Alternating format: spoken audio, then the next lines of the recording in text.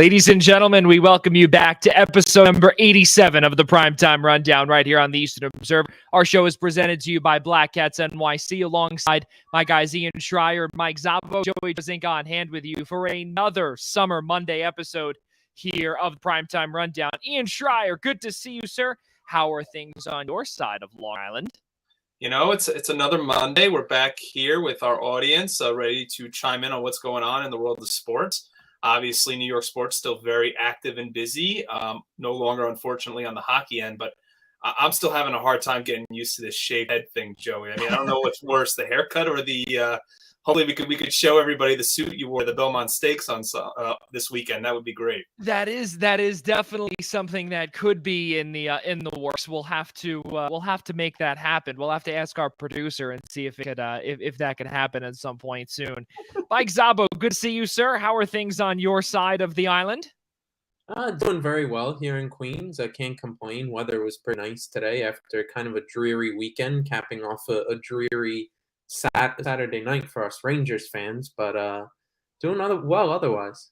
Well, ladies and gentlemen, we have a packed show, of course, tonight, and the usual. We will be talking about the National Hockey League. As Ian and Mike did bring up, we'll be talking about the New York Rangers. They fell to the Tampa Bay Lightning 4 straight contests after going up 2-0 in the East. Of course, we'll also be talking about a full preview of the Tampa Bay Lightning taking on the Colorado Avalanche in their first time going head-to-head in the Stanley Cup Final. And, of course, we are getting to see possibly what could be a dynasty for the Tampa Bay Lightning if they can get its third cup in as many seasons. Of course, Major League Baseball world has a ton. We've got a ton to get to. Atlanta Braves, New York Mets, New York Yankees, of course, Philadelphia Phillies, Los Angeles Angels, the Dodgers as well. We head down to the Chavez Ravine, and we also talk a little bit about the National Football League as well. We get a chance to speak about what we got a chance to see in Tyreek Hill's new podcast. So we will have to be breaking that down in a few short moments. But of course, ladies and gentlemen, we will always start off with our good friends from Black Cats NYC. Be sure to download one of their albums called Free Cake, which is out now. Play loud, listen on the following music platforms: Apple Music, Deezer, YouTube, SoundCloud, Amazon Music, YouTube Music, Pandora, and Spotify. Guys, let's head right into it. And of course, let's take a peek at our conference finals recap in the National Hockey League. And of course, let us start with the New York Rangers and the Tampa Bay Lightning. And we got a chance to see the Rangers. They played absolutely phenomenal in the first 2 games, and then things started to really fall back into reality. And eventually, of course, the Tampa Bay Lightning became the Eastern Conference champions for the 3rd time in a row.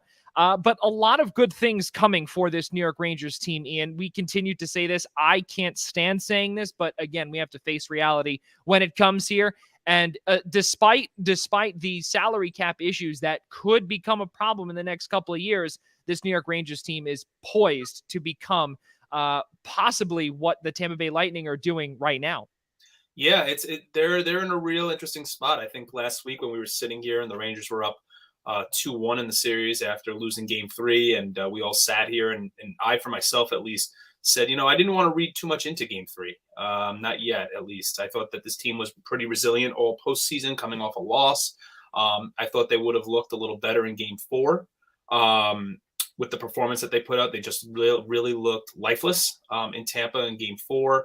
And then that game really, I would say that third period in Game 3 really set the tone for what we saw the rest of the playoffs. I think Igor did about everything he could do, and really the end result was the fact that the big players didn't shine when they needed them to shine most.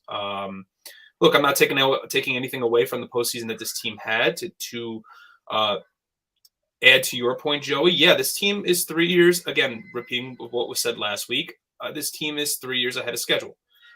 This is a team that was supposed to just make the playoffs and be happy to be there, and they made it all the way to the Eastern Conference Final, finished 2 wins shy. We're up 2-0 in the series, but finished 2 wins shy of going to their first Stanley Cup Final since 2014. And I think as Ranger fans, you've got to be thrilled with what you saw. Obviously, in Game 5, the inability once again of Ryan Strome to not put the puck into a pretty much wide open net you could argue is what cost them Game 5, and with the momentum all favoring Tampa after that game to go down there and win Game 6 on the play of Steven Stamkos and Andre Palat.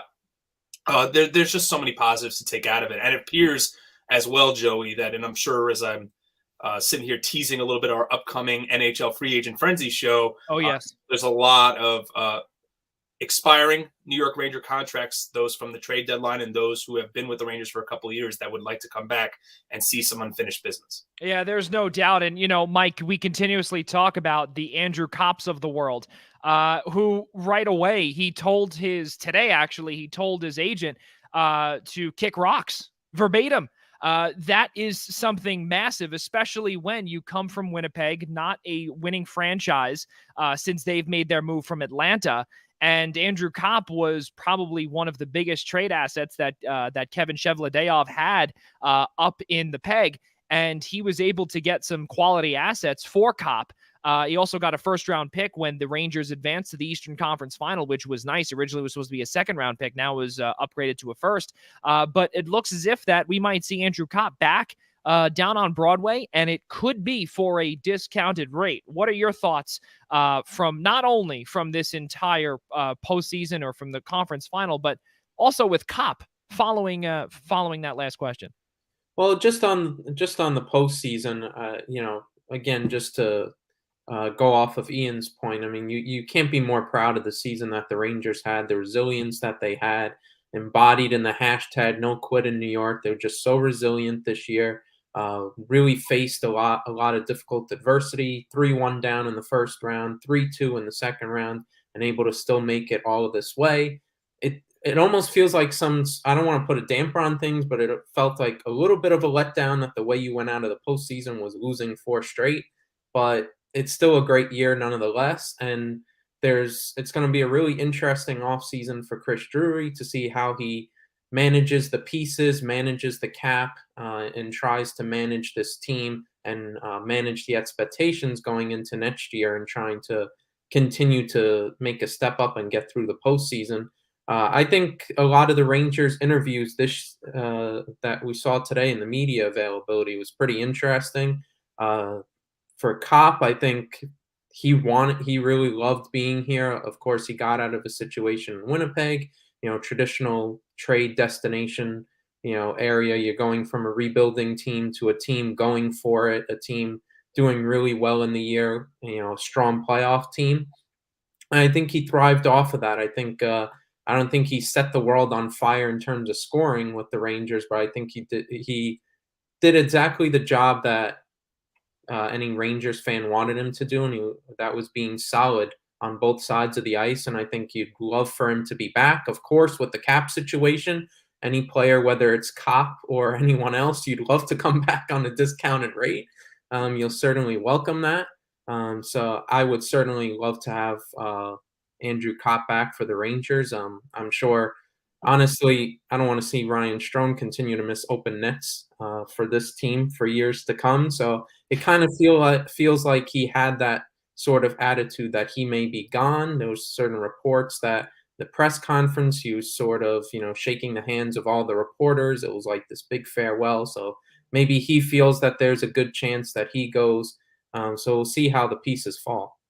Well, not only that, too, in addition to some of the pieces that may be falling, you brought up about, the possible or the retooling or the rebuilding in Winnipeg. You have to realize not only there was a little bit of a retool, there was that retool, but they did go for it after they traded for Nate Schmidt. They tried to get things done. Paul Maurice abruptly quit during the season. That was something else, too, that really put a lot of not only writers, but also the entire Winnipeg organization, their jaws dropped. Every single person, including myself too, diehard lifelong hockey fan, all across the continent.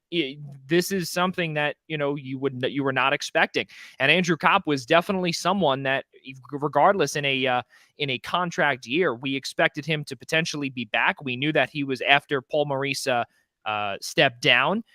We had a feeling that he was probably on his way out, Cop that is. And now we're seeing that Mark Scheifele potentially wants out too. But again, we won't go too much into that because, of course, as Ian did say, free agent frenzy and, of course, our NHL trade show, which we will get into later on in our broadcast. But going back to some of the media availability, something that Mike did bring up also about some players potentially returning or not, there is a little bit of, I don't want to call it a controversy around these parts, but there was a little bit of a controversial scratch, if you will, and potentially Gerard Gallant did not let the forward, third or fourth year forward in Kaapo Kakko, former number 2 overall pick, know that he was getting scratched. Take a peek and see what the body language from GG has had this morning in the media availability. Into the decision to scratch Kakko. Trying to win a hockey game and just dressing my lineup. So when we sit down and talk about our lineup, that's what we do. We love the kid. He's a good player. He's a good young player, but we just thought the best lineup was trying to win that game. From a strategic standpoint, though, was there something that you saw in his game that maybe didn't fit the situation or something? It's not about his game. It's about the team game and the lineup. And, you know, like I told you, in most of the games, we had some game time decisions on certain people. So that's the way we made it up. If this guy didn't play, if this guy played, so that's how we went into the game. We weren't sure what the lineup was going to be during the warm-up.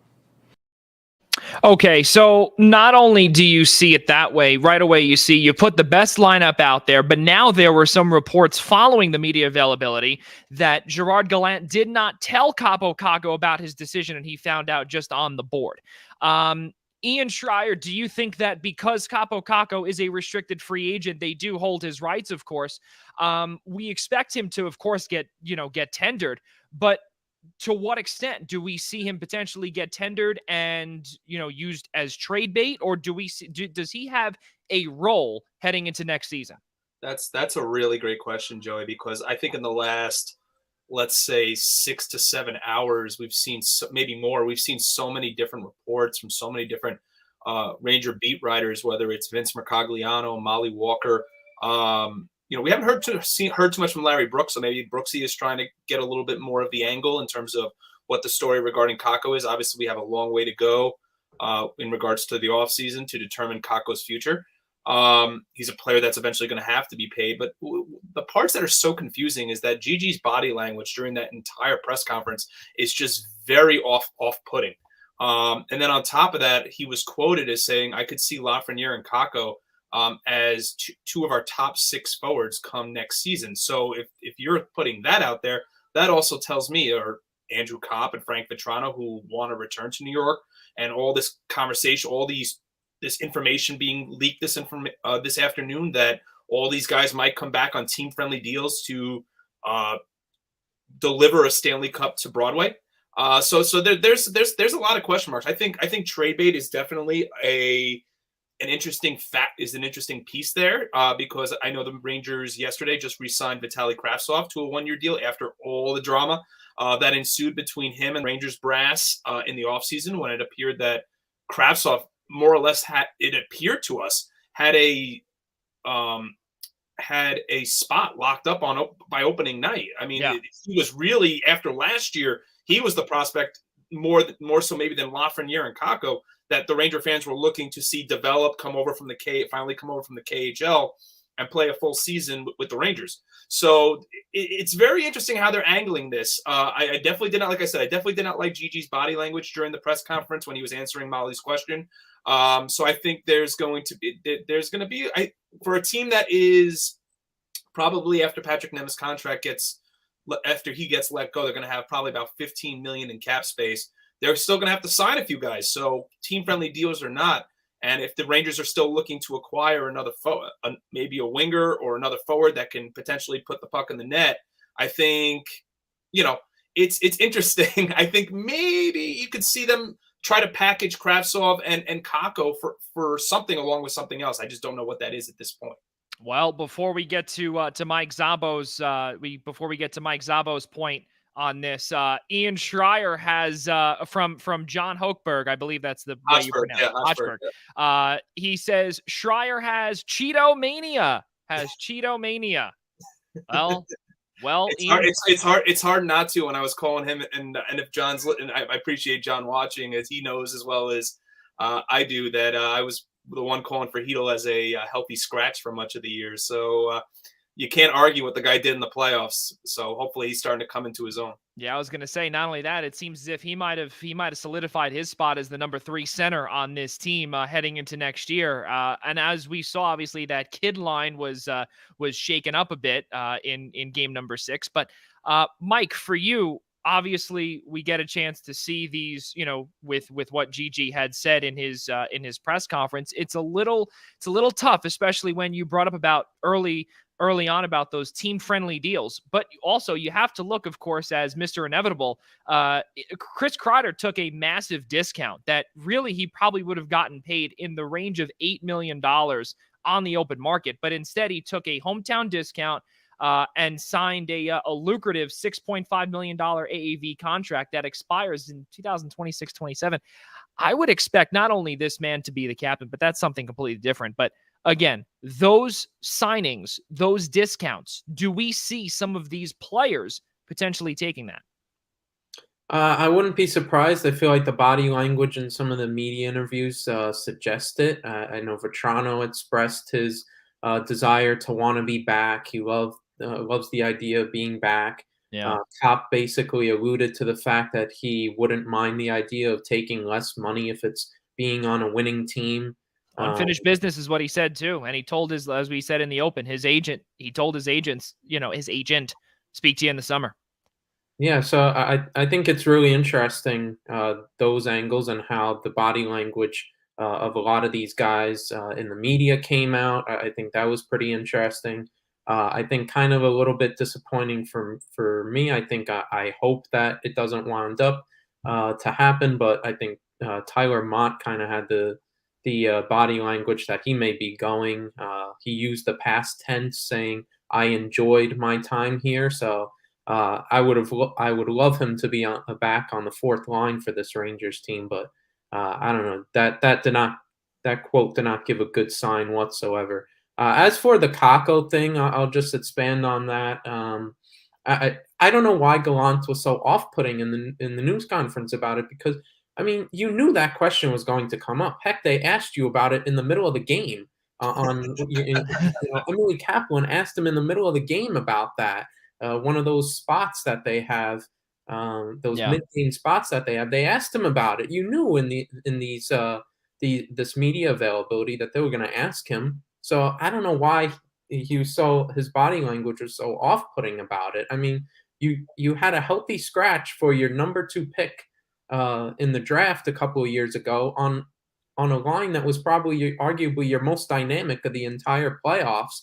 Mm-hmm. I mean, for a Dryden less than 100% Ryan Strome and Dryden Hunt, who, let's put it nicely, wasn't the biggest contributor on the team this year. And Strome couldn't even finish the game. He wasn't even healthy enough to do that. So, of course, the decision was going to come under criticism. Shame that he didn't have more of an answer to that. And I think it really doesn't send the right message to Kakko, and you may have just created a massive situation here, whether the contract was coming up or not. And the thing that gets me, right, and again, I'm just speaking as an outsider here. I'm not a fan. I'm just an observer. No pun intended, of course. And the big thing that I see was that when Ryan Strome had come into Game 6, we knew that he wasn't 100%. We knew that was definitely not the case. He did, in game number 5, he didn't miss a game. He did not. He missed. Hold on one second. Someone help me here. He missed game 4. Yeah, he missed game 4. I was going to say, I knew he missed one of the games. Right. He missed game 4 after getting hurt in game 3. Thank you. But he didn't look himself in game 5. But the problem is that this team needs center depth. No doubt about it. This team needs centers also. And we also have to realize too, is that, are you really going to put out a Greg McKegg? Are you going to put out these guys to, potentially replace a Strome? You have to, I think in terms of the way that Gerard Gallant worked his, let's call it, I can't call it magic. I mean, actually, I could call it magic because this team was not supposed to make the Eastern Conference Finals for at least 3 years. So he worked his magic where you'd rather have a 50% Ryan Strome as opposed to a 100% Greg McKegg, who is not, is not Ryan Strome or is not a top center iceman who could potentially center a wing or to center a potential second or third line. Do you move that kid line up to the second line? What do you do? What do you do there? And I think also the depth of this team, it kind of showed its true colors. And I think also that with what Gerard Gallant had here, it was awfully tough. And I think what you saw in the media availability is that you have to realize is that the New York media, we always say this in all of our shows, New York media is so tough. And I'm not saying that he doesn't know about it because he's been here since about September, October, or at least, in front of cameras since September and October. But this team needs, I don't want to call it a little bit of they need depth. They need to have players all the way from the top line all the way down. And I think with these cap issues that we'll eventually talk about in our upcoming shows, we might have to see what happens with Kaapo Kakko because we already have that problem with Alexander Georgiev, who may not be back. And keep in mind also, he is a restricted free agent, arbitration eligible. That's going to be some tough things too. Will they qualify him? Will they tender him? What will Chris Drury do? Mike Szabo, you said it before. You said we have no idea what could be under his sleeve. We also have no idea, too, what Drury's going to do in terms of getting some of these players that want to be back on team-friendly deals. But how do we solidify that center position? How do we solidify possibly the bottom pairing of the defensemen? What do we do? Because Patrick Nemeth now takes up $2.5 million of cap space. Yeah, we could buy him out. We can't put him in any trade because he's not worth anything. Could you trade him for future considerations to Arizona? Maybe.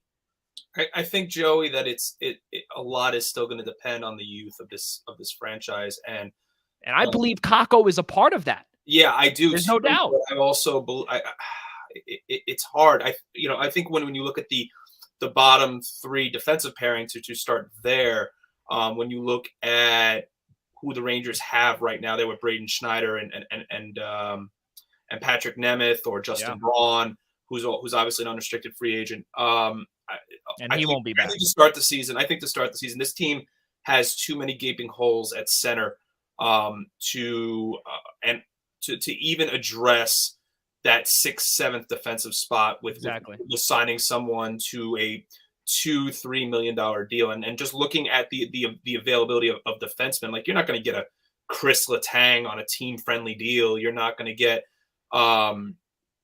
maybe you start exploring Ben Sherratt again like they did at the deadline. But again, he's still going to cost you a couple of million at least. Yeah. This is a team that has to be very wary of how they spend in the offseason. Right. Next year, the Fox and Zibanejad contracts kick in. So there's a lot that goes into it. So I think you're going to see Zach Jones, maybe eventually Matthew Robertson fill that spot, because that's why they have all those defensive prospects. Again, I still think one of those guys could be packaged as part of a deal. There is not enough room for everybody. I mean, that's the whole piece. The Rangers have a load of young defensive rising players that would be great fits as second, third defensive pairings for other franchises that are either looking to rebuild or retool. Right. So it depends. Like, what do you do with Zach Jones? What do you do with Nils Lundqvist? Like, those are questions that have to be answered. But I think to start the 22-23 season, I think one of them starts there. The Rangers really have to put a lot of their effort, or I should say, if not all of their effort, into finding centermen, whether that's retaining Strome, retaining Kopp, hopefully retaining Mott. Mott was such a huge piece to the Rangers this postseason, or looking elsewhere, a la, Vincent Trocheck. They're not going to be able to afford a Philip Forsberg. Like, those are questions we'll answer in the coming weeks, but those are places that that's the one area they're going to have to look, because clearly after Zibanejad, where do they turn to at center? Right. And also my last point here, they will not be retaining Tyler Mott, and I will tell you why. There is a man named Sammy Blais who is sitting in the wings. He is a controllable RFA with arbitration eligible, and he is a winger too. So if anyone wants to know where Tyler Mott will go, it will not be back here in New York. It will be somewhere else because Sammy Blais, his spot is definitely still there. And especially, too, we have to keep in mind, remember, Pavel Buchnevich was a part of that deal that at one point the New York media looked at everybody and said, oh, okay, I think this was a complete one-sided deal in favor of St. Louis. But in the beginning, when Sammy Blais absolutely came out and overperformed and overachieved, this man, there's no doubt about it, has a spot in this lineup come next year. We just don't know. And he began to play really well before he got hurt for Gerard Gallant. So we'll see what happens with him. But of course, as we did say early on in our Free Agent Frenzy show and our NHL Trade show, we'll be discussing more and more of that as we keep moving along. Guys, let's get back, of course, to the Eastern Conference Final. Let's talk about the other side of it, the Tampa Bay Lightning, where they won 4 straight games. We brought up 2 goals in game number 6 from Steven Stamkos, but again, it's the top guys that continue to show up every single night. And the best part, too, for this Lightning team is that Braden Point was not a part of it for all of those games. Guys, I want to start off with Mike Szabo first.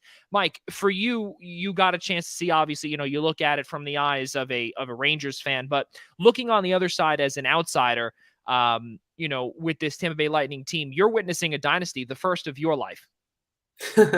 Yeah, I mean, it was just they're just such a deep team, and it was even without Point. I mean, the stars were all there. Kucherov was an absolute menace the entire series for the Rangers to deal with.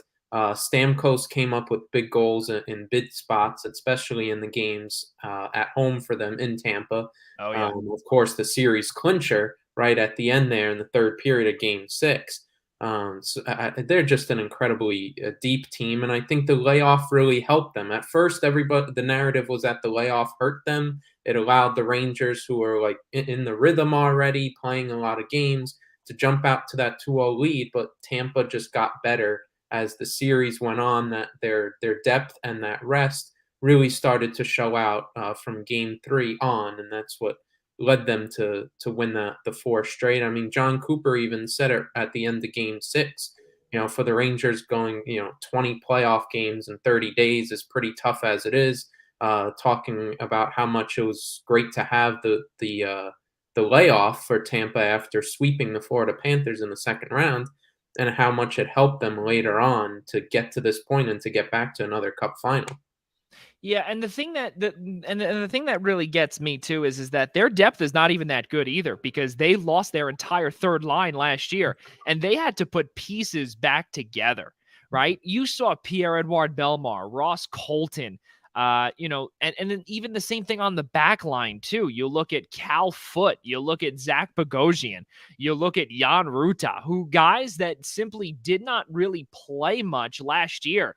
Where these defensemen in Victor Hedman, in Eric Chernak, in, of course, Captain Mac, Ryan McDonough, of course, former New York Rangers captain. He was a part of, this, he was a big part of this team. And in game number 5, he got hurt. That was a big deal too. He got hurt. He was out for a big chunk of the third period. And I know we were talking about it. 3 of us were talking about it off camera. And that was a massive loss for them, where you saw the 4 defensemen go in that rotation. Every like 30 seconds, they would go in, out, in, out, in, out.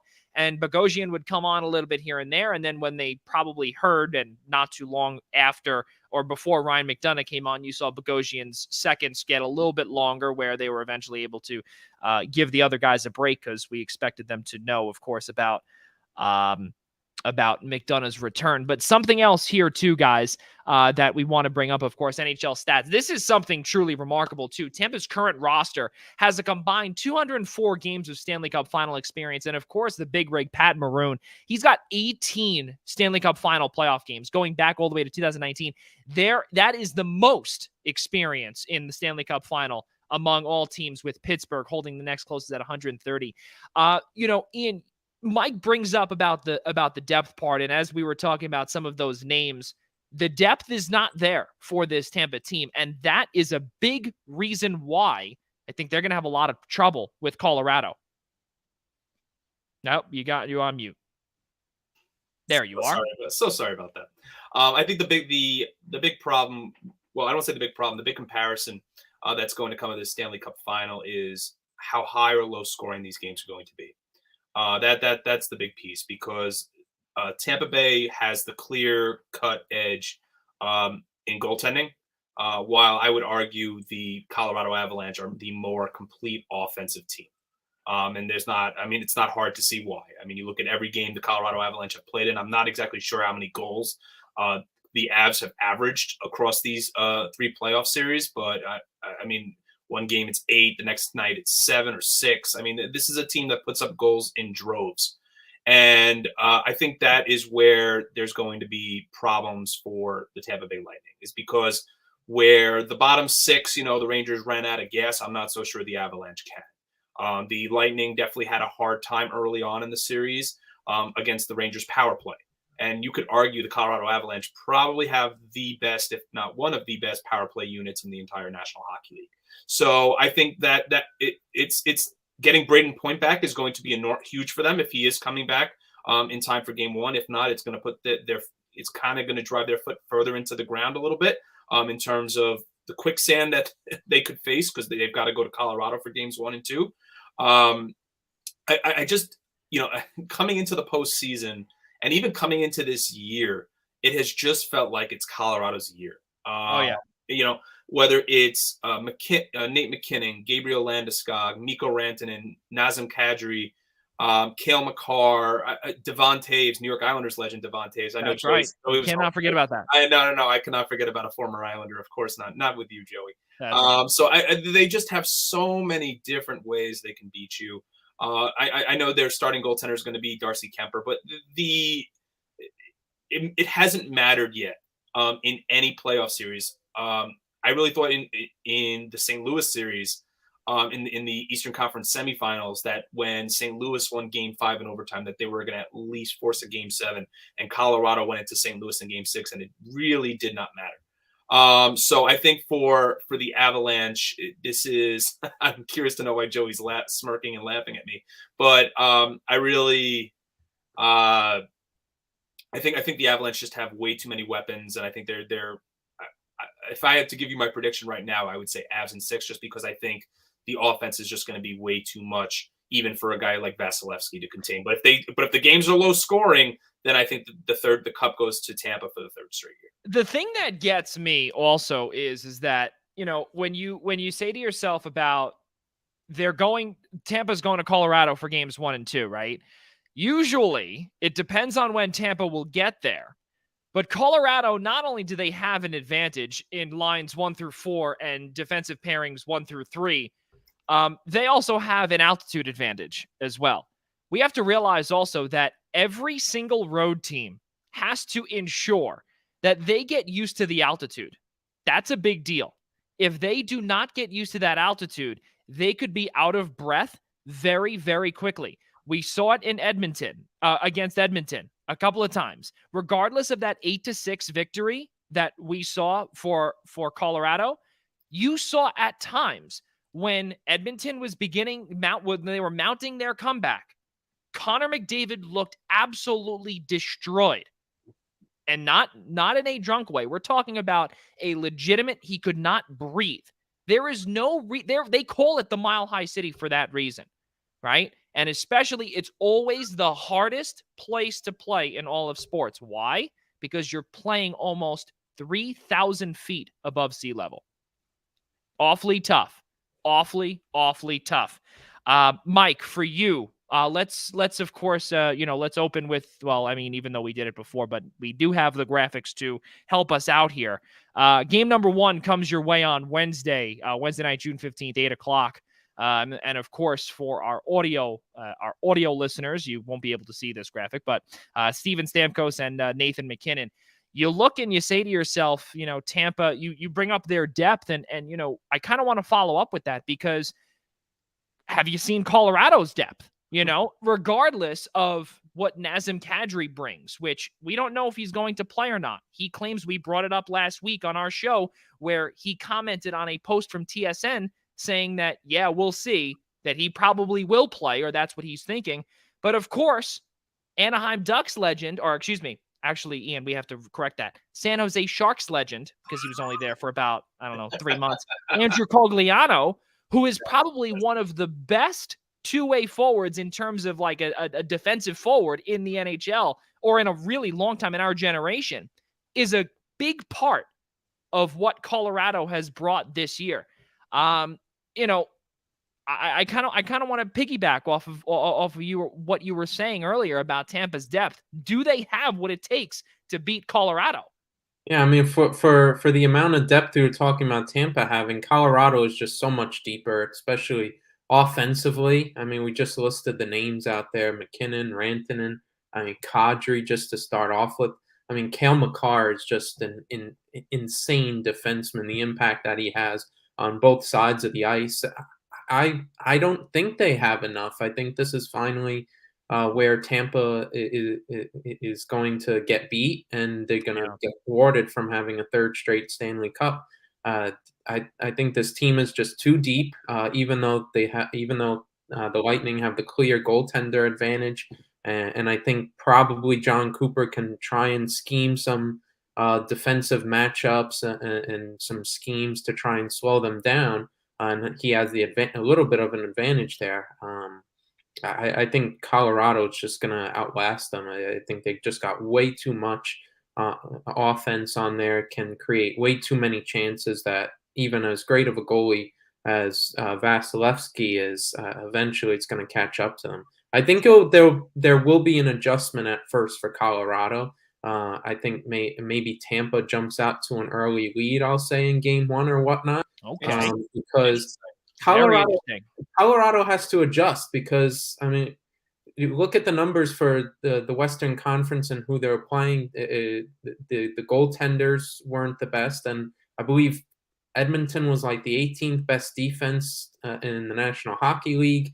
They weren't playing some of the best defenses throughout the Western Conference playoffs. I don't know if I agree with you there, Mike. Just because, like, yeah, I understand there's definitely an adjustment period to the type of goaltender you're facing. I think Tampa has to adjust. Let's not argue over the fact of the type of year that Husso had in St. Louis. That can't be understated. I know where you're going with this. That's where they got tested the most. And the other piece of it too is when they played in the regular season, the Avalanche didn't back down against a team like Calgary either. You would think that the one team that could match up that everybody thought was going to be the Western Final was going to be the Avs and the Flames, and the Oilers pull off the upset. But I mean, they have not backed down against any team they played against. I mean, I've been so set on Colorado all year because even when it seems like they've met their match this year, they just flat out outscore you. It really does not matter how questionable their goaltending is. The only thing I feel like, because bottom six wise, Avalanche clear advantage. Clear cut. No question about it. Goaltending, no doubt about it. Tampa Bay, clear advantage. But what Tampa Bay has to hope for is A, you get point back, and B, you have to hope you play low scoring. Like, not only, I mean, first and foremost, the Lightning have to split in Colorado. Have to. This is not like the Rangers go up 2-0. Like, I don't think the Avs will lose at home.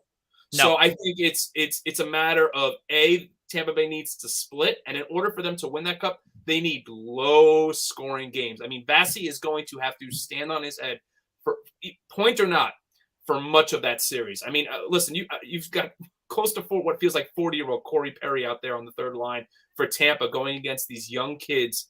Listen, there's no arguing the postseason experience that's on one side of the ice and the much more minimal postseason experience that's on the other side of the ice, considering the Avalanche haven't been to a Stanley Cup final since 2001, when none of these guys on the ice were playing for Colorado. But Mike wasn't even born yet. How great is that?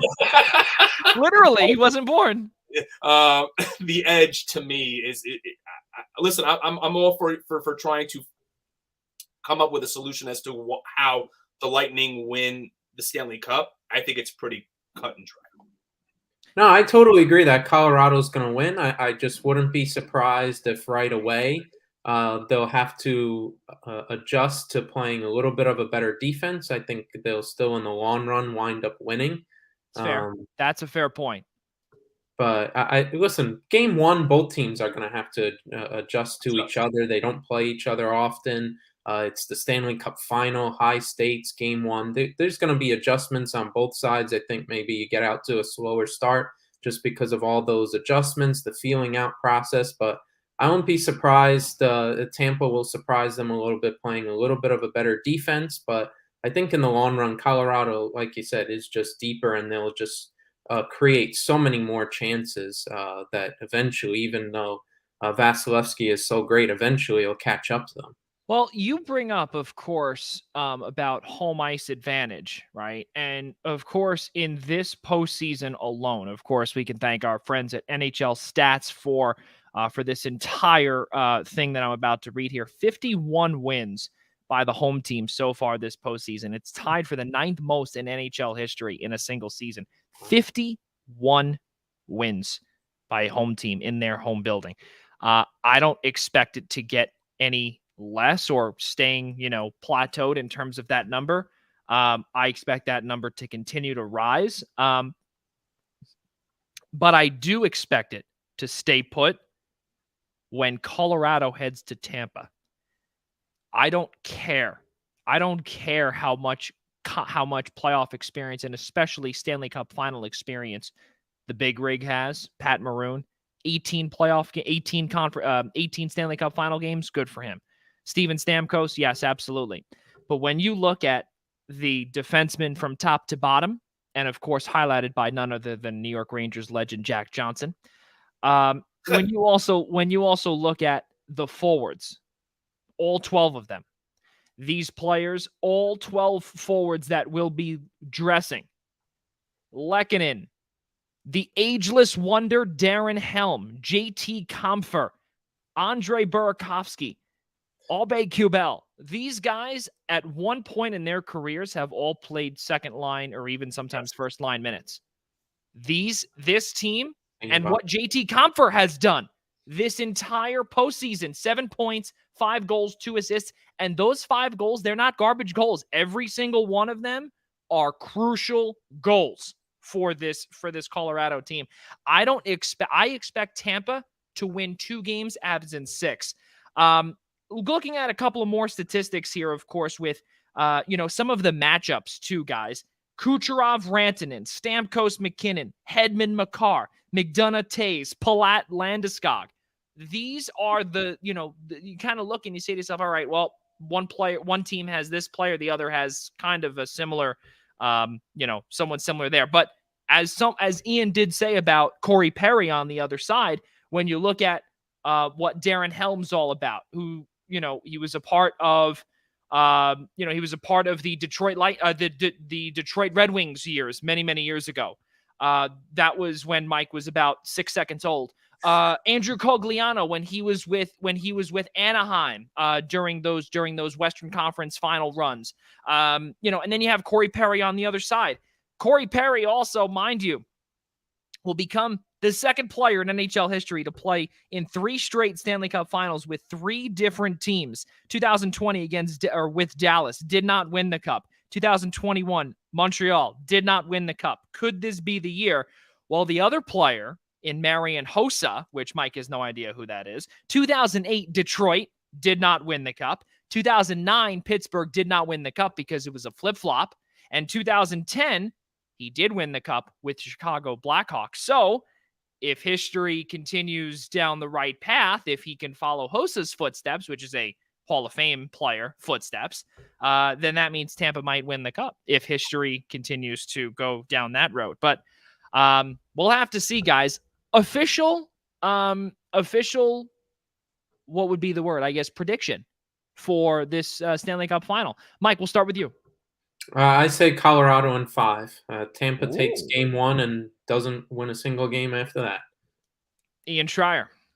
I'm going to say Avalanche in 6. I think the Avs take both games at home. Somewhere along the way, Vasilevsky steals. Maybe they split, but somewhere along the way, Vasilevsky steals 2. The play of Kucherov, Stamkos, Palat, and obviously getting Braden Point back will win them a game. So, some combination of that, Avalanche in 6.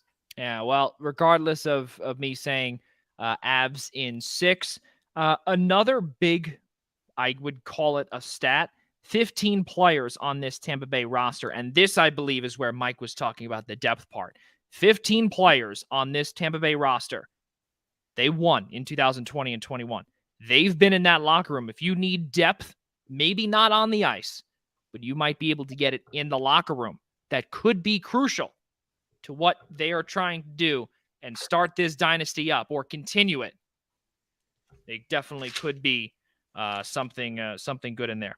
And one more stat, of course, for all the New York Rangers fans out there, 669 total saves for Igor Shesterkin throughout the entire playoff stands as the most by any goaltender through 3 rounds in history, but also in New York Rangers history. Now, that is the second most in Rangers history in a total playoff, including the Stanley Cup final, 683 by King Henrik Lundqvist in 2014 when they lost to the Kings. Guys, let's keep on moving forward here. Of course, we did have our predictions, but now let's move off to what we have gotten a chance to see in Major League Baseball, which is a ton of winning for the New York teams. Let's start with we'll save the best for last, and we'll save the New York Yankees for last. But the New York Mets, we will start with them first. And, of course, Ian Schraier, and for all the folks out there that are tuning in to hear about the Mets, we can't thank you enough for doing that. But they're 40-22. They're 5-5 in their last 10,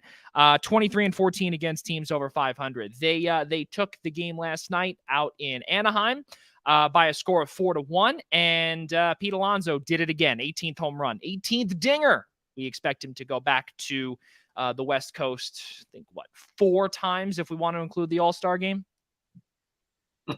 Yeah, Alonso's performing awfully well, and his approach has gotten far better than what we've seen the last couple of years from Pete. I mean, I would say his approach is even better than his 2019 approach when he broke Aaron Judge's single-season home run record for a rookie.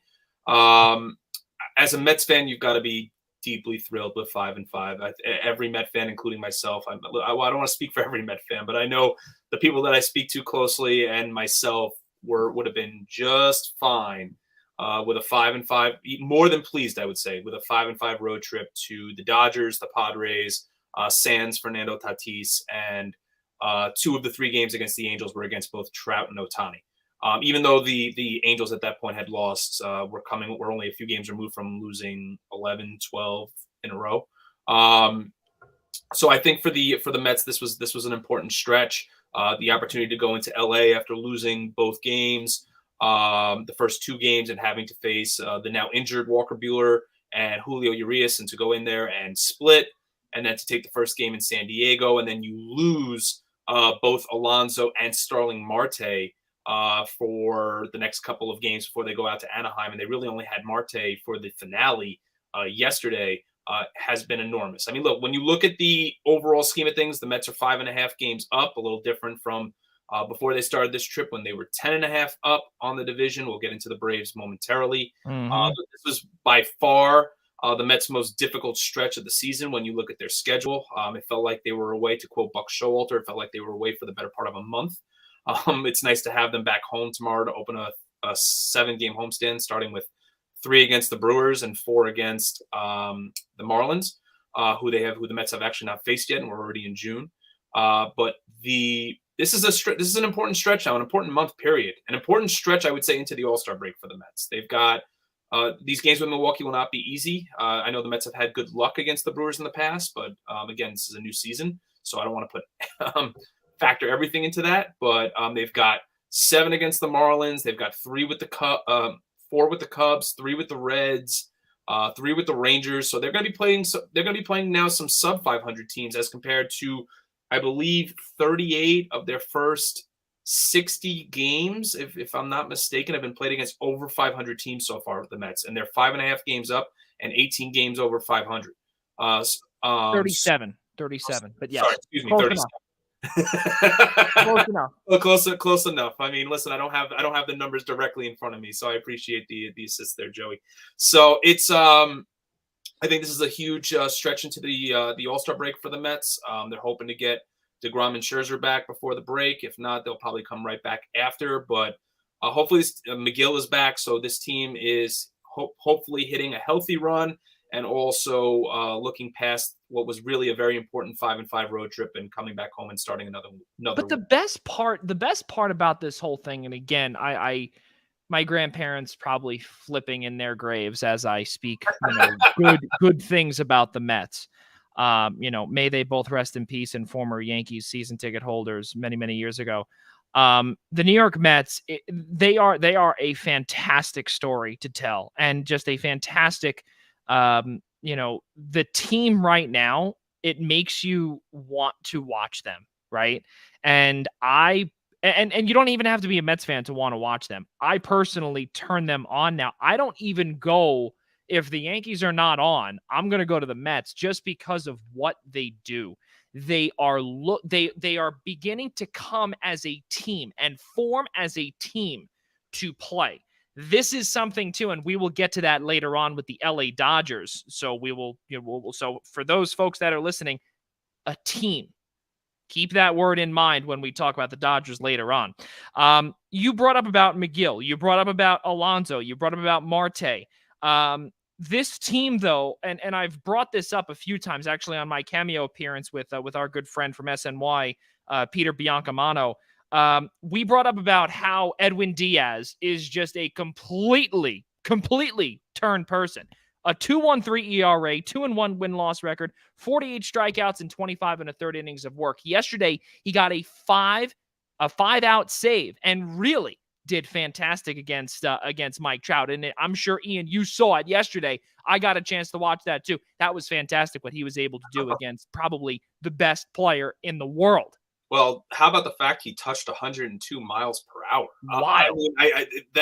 He just flat out blew a fastball at 102 miles per hour to keep to strand the tying runs. I believe at the time were on first and second. Correct. And the go-ahead run was at the plate, and when they bring him in for a 5-out save. So I'm still kind of in disbelief what Edwin Diaz is doing. We knew that the potential was there, but he still had yet to realize the same potential that he had in his All-Star season in Seattle. And everybody, we all thought that maybe he just wasn't built for New York, built for the pressure. You go to Seattle, a lot less pressure to perform when you're a team that really hasn't done much the last 22 years. And I'm not trying to sit here and spoil over Mariners fans, but just pitching in New York is a different mindset. It's a different element altogether.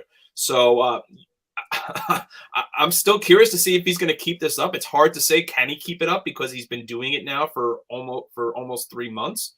But it's what's going on with the Mets bullpen so far. And again, I don't want to jinx anything. It's Colin Holderman's gone down. Seth Lugo has gone down at certain points.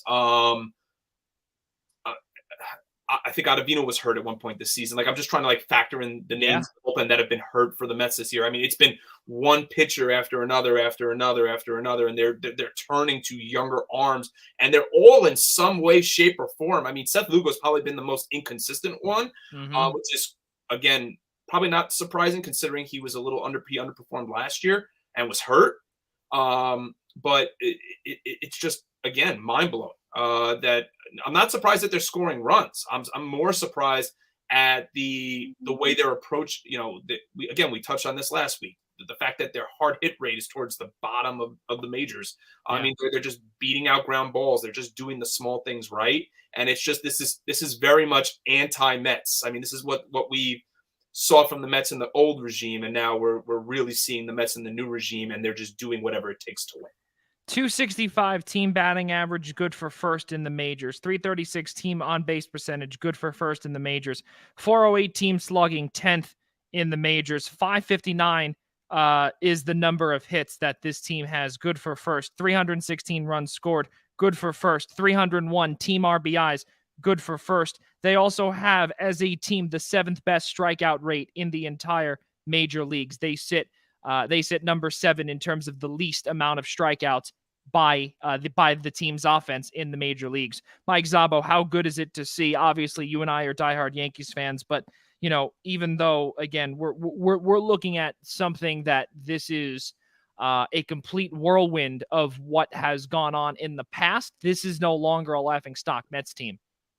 No, I think it's that much more better for this city and the sports culture in this city when both the New York teams at this time of year are doing so well and are playing at this level, especially now that, Major League Baseball has pretty much the clear, front door. It's their time. It's the summertime now, so they pretty much have the whole floor for the summer as usual to do their thing, go through the season, and the New York teams are right at the forefront of it. It's really good to see. They navigated a really tough schedule, particularly at the beginning of this month, to have a solid road trip. Even if the division lead is closing on them a little bit, it was getting through a really tough stretch. So you're not too worried about the division lead shrinking a little bit. You know that you're playing some tough teams. You got a good opportunity to get some of those wins back, some sub 500 teams. The schedule's starting to soften a little bit, and teams that you should beat up on. Their offense they've just been getting a lot of contributions from all around, especially the bottom part of the lineup. Mentioned the statistics before there. You've had some guys banged up, and they've continued to contribute. And it's just been really fascinating to watch, and it's interesting to see if they can continue to keep it up on the pitching end, how much contributions they're getting. I mean, DeGrom and Scherzer being hurt, and they're still able to get the contributions they do. That's the impact that Buck Showalter is having, the savvy of being able to manage the pitching staff, manage the bullpen, and get this team to be a cohesive unit to really eke out the wins that maybe past Mets teams that would be in a similar situation, being banged up, a tough road trip, a tough part of the schedule, would come out of it worse off. They're coming out of it in a good spot this time around. Yeah, and you know what? Something else too is that we got a chance to see yesterday also J.D. Davis, who hit that home run yesterday. You look at a few more stats that really stick out, and I know Ian brought that up last week about runners on scoring, runners on and with 2 out, runners in scoring position. Starling Marte, 304 batting average, 35 of 48 in that category. Jeff McNeil, 370 batting average, 9 doubles, 34-51 in that category. That makes a massive that makes such that makes a difference when you talk about a team that is winning, because when you're able to get guys in 2 outs and when you have a runner on second and or third, you're able to drive these guys home. And then if your pitching can step up and do what they're supposed to do, we're seeing it here in the flesh. That's why they, again, are 40-22 without their 2 best pitchers. It's truly remarkable. We brought up about J.D. Davis, who, technically a couple of years ago was a third baseman. He was able to play first base a little bit. Now Eduardo Escobar's over there at third. Now J.D. Davis has a shot to be the designated hitter. There's the positives where you're able to move a few guys around. And, now that this universal designated hitter, we're beginning to see, I think it's all, and we said this too a few years ago when it was me and Ian and Rob DeLuca, and of course Nick Partain too. When the Mets at some point, if the universal designated hitter does come, which it is here, it will benefit the Mets more so because they have the most depth when it comes to the bench. And you're seeing it here where, again, you've got guys on the injured list all across the spectrum. They are capitalizing on every single player that they have and utilizing every single player that Buck Showalter has at his disposal. Truly remarkable. And as you brought up, guys, or I think Ian had brought up about Milwaukee is going to be coming in to play the Mets here at Citi Field, or, just a few miles west of us and a few miles east of Mike. Out at Citi Field, Milwaukee is, this might just be the best time that Milwaukee comes in to play the Mets, because the Brewers have lost 8 of their last 9. They were on an 8-game losing streak before yesterday. Willy Adames hit the game-winning home run, or I guess we can call it a home run, not the game-winning one, but they didn't lose the lead after he hit that home run. Helped the team win against Washington, against the Nationals yesterday, and in a 4-game span for Adames, 1 for 16. He needed a little bit of a pick-me-up. But again, we're seeing the guys like Christian Yelich, these guys, the face of the franchise in Yelich. He's continuing to hit .430 in his last 7 games, but they can't seem to get anything going, Ian. How good is this for the Mets that they're going to be welcoming a team like the Brewers, who are in complete freefall right now? It helps for sure, but I thought the Met fans have been through this before, where they're playing teams that are coming in struggling, or for example, like the Marlins, Pablo Lopez has been out, who the Mets play in their next series, and they won't face him as a result. So that would hopefully give the Mets an edge. I mean, we've had these conversations about the Mets before, and there's just been so many instances. This is the year for the Mets to kind of prove that this team is, and I feel like the hashtag that has kind of grown on the Mets is that this team is different. With all the comebacks that they've had, this team is different. And in past years, Joey and Mike, I think that what's crucial here is that when you look back on this 10 game road trip for the Mets between LA, San Diego, and Anaheim, is that in most years, the Mets being as banged up as they were going in, you would have been lucky to come out 5-5. And this team probably from a morale perspective probably would have had a hard time putting it together, especially in LA against the Dodgers and even maybe against the Padres too. Where the Mets have had success, but again, it's two intimidating places to go play a series when you're hurt and you're injured and you're down key players that you would like to be either pitching or hitting against those type of lineups and those type of pitchers.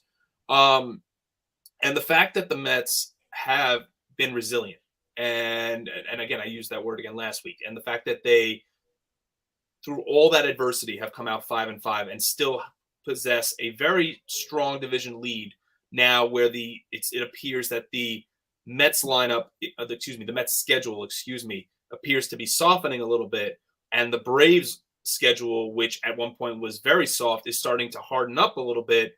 Hopefully this might be, as I was saying, the next 3 to 4 weeks where the Mets also play the Braves in 2 different series might be the turning point. I don't want to call it the turning point because we still have 3 more months to go, but could be a big juncture in this season for both ball clubs. So, Mike, now looking on the other side of things, though, when you look at Milwaukee, because now they've got their own set of problems, as we brought up, losing 8 of 9. They were outscored 57-20 during that 8-game losing streak. And of course, Seinfeld star Jason Alexander, who has come into his own as a pitcher, he's looking pretty decent. Of course, there's some other, and I don't think anyone got that reference. Thanks so much, everybody. But from what we're seeing is that this Brewers team, they're not in a free fall of sorts. They kind of are, but losing 8 of their last 9. We've gotten a chance to see that last year. Craig Counsell's teams, they sometimes hit they go into this bumpy road throughout this time, the last few years.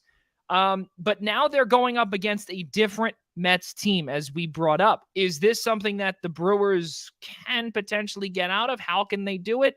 Colton Wong on the injured list. Christian Yelich trying to carry the load. Can the pitching do it? What do you see with this Brewers team?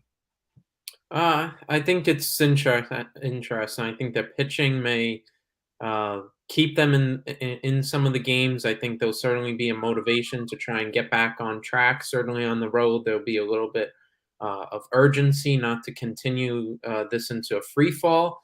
We've seen around Major League Baseball, you get into quite a little bit of a losing streak and you get into the double digits, you might get yanked pretty aggressively. We've seen that little bit of a trend this year. You don't want to get into that territory if you're the Milwaukee Brewers.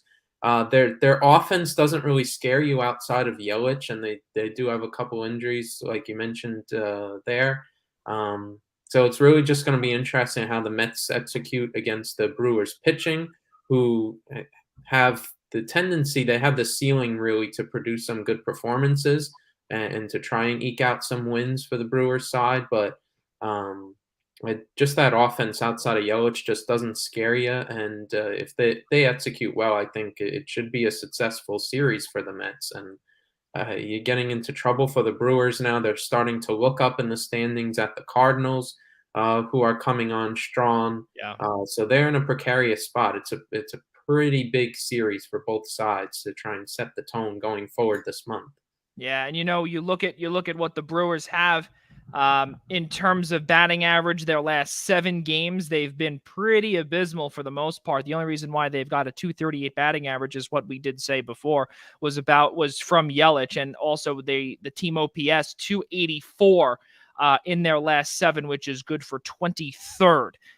In the majors. That is not a good stat to have. And the same goes with team batting average. We brought up 238, 20th in batting average in the majors throughout the last 7 games. And keep in mind, they have lost those 7 games. That does not include yesterday. That's a brand new week. So in those 7 games, they were 0 for 7, and they had a 238 team batting average. Really, really tough for the Brewers.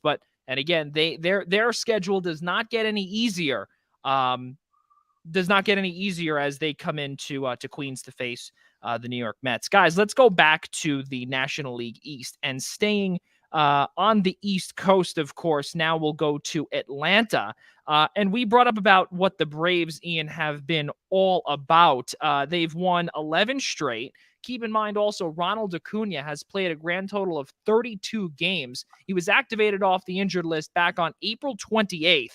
And he's played, as we said, 32 games, 37 of 119. Again, does not include tonight's contest, which, by the way, is in a rain delay against Washington. 311 batting average, 529 slugging, and 943 OPS. This man was a big reason why they got 10 straight wins. Ronald Acuna is the reason why the Braves at one point looked like a World Series team, and then it was the next man up opportunity last season when Acuna went down with that injury. What are you seeing this year that could potentially be different from last year's World Series team?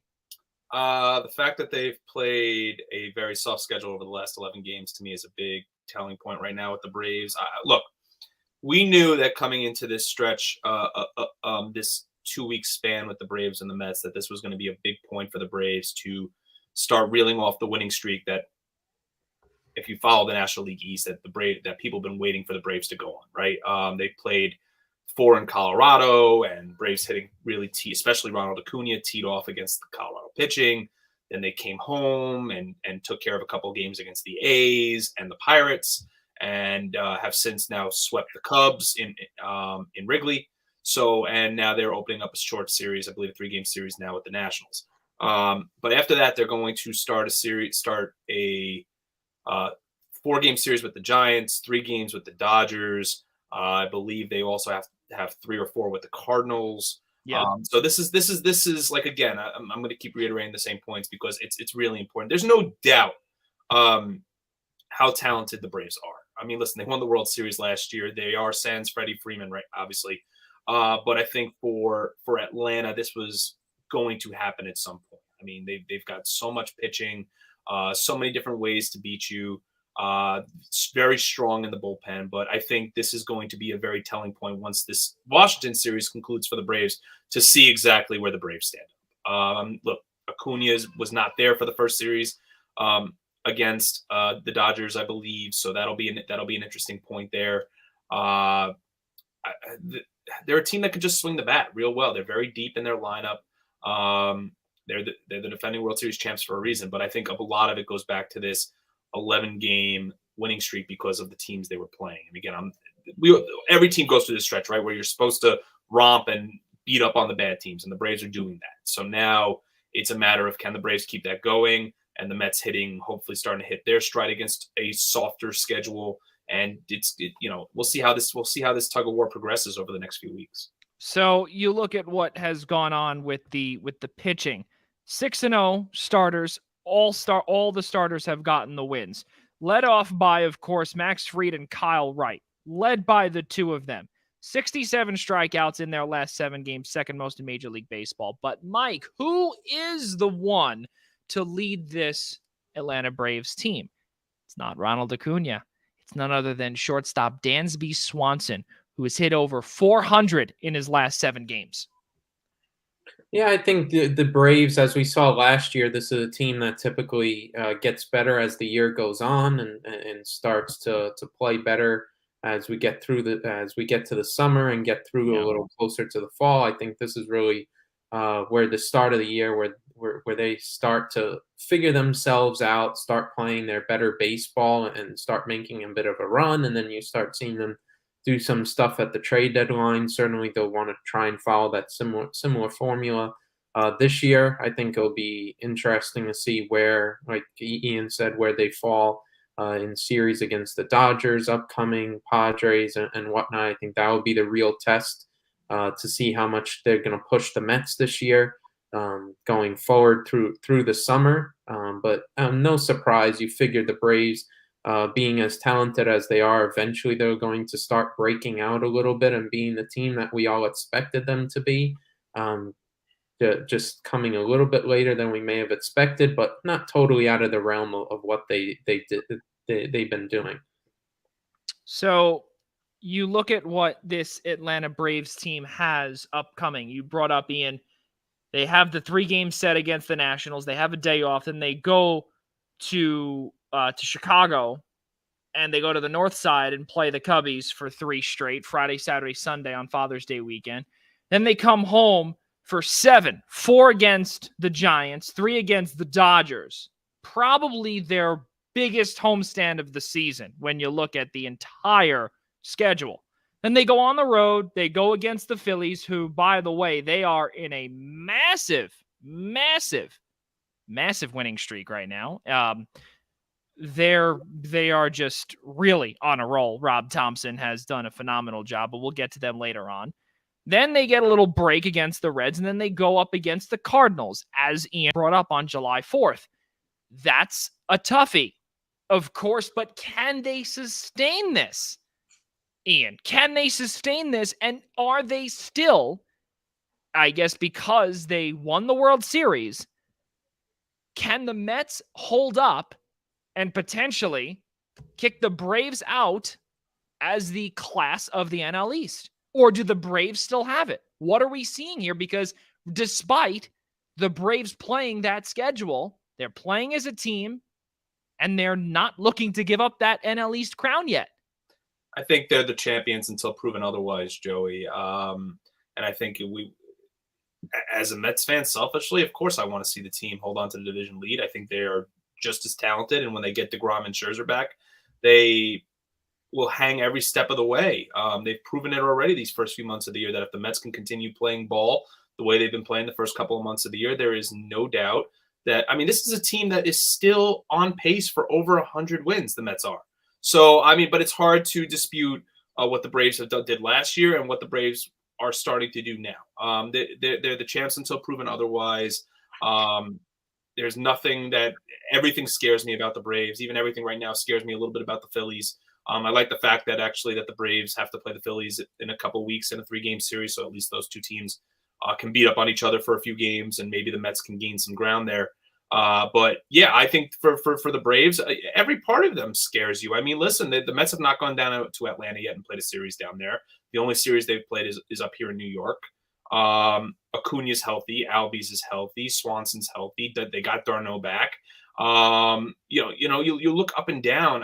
I mean, I know Ozuna's probably, which coming off of the suspension for domestic violence. I mean, he's tailed off a little bit, and I know Braves fans are not thrilled with his offensive output so far this season, but they've just got so many ways to beat you. Them and the Mets, I mean, you could argue offensively are probably even keel at this point. But the difference is that the Braves possess more pop in their lineup. The Mets are not hitting a lot of home runs. The Braves do.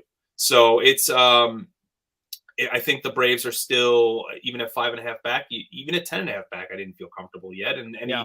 No Met fan should have said to you that this division's locked up, because you saw the 2 weeks ahead that the Mets had and the 2 weeks ahead that the Braves had. And unless one of these teams really fell off and couldn't beat teams that were weaker than them, there was no reason to think that the Braves weren't going to at least gain 3 or 4 games, and they gained 5. So it's, I think, it's still the Braves division until proven otherwise. And hopefully it should make for some very interesting baseball these next few months. Guys, let's move on here and let's take a peek now. We brought up about the Philadelphia Phillies and their massive win streak. They're on a 9-game winning streak with Rob Thompson at the helm. We saw Joe Girardi just a couple of weeks ago get the axe Mike, I want to start with you here.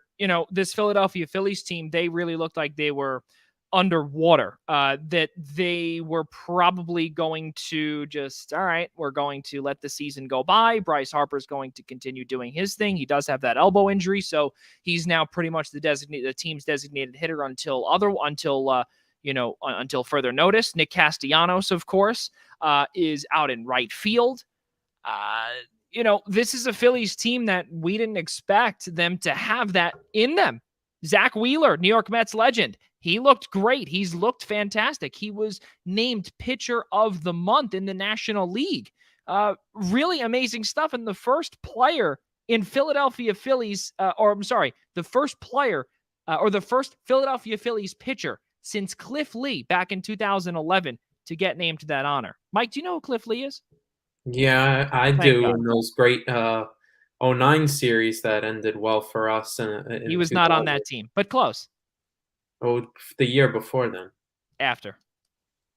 No, he was on the Phillies in '09. In '09? Yeah. Cliff that Lee? Was the two.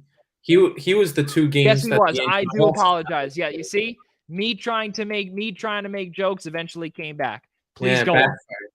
Yeah, karma. It's really the pop after the manager gets fired sort of trend. I mean, whether or not you want to argue Joe Girardi was really the problem, either way, him being gone, it's really fired up the players a little bit. Under an interim coach, you never know who's going to come in. There are certainly guys who want to compete for spots. There's a little bit. And Yankees legend Rom Thompson too. Keep that in mind. Yeah, there's a little bit more hunger to fight for spots there, a little bit more motivation to gain back some momentum in this season. So there's a little bit of that. I think it's just a pop coming off of a firing for the manager, and guys just wanting to play for their spot and elevate things and really get back into it this year. So that you could be in a spot like the Braves were last year, where if you're doing just well enough, you're able to add a few pieces at the deadline and really go for it.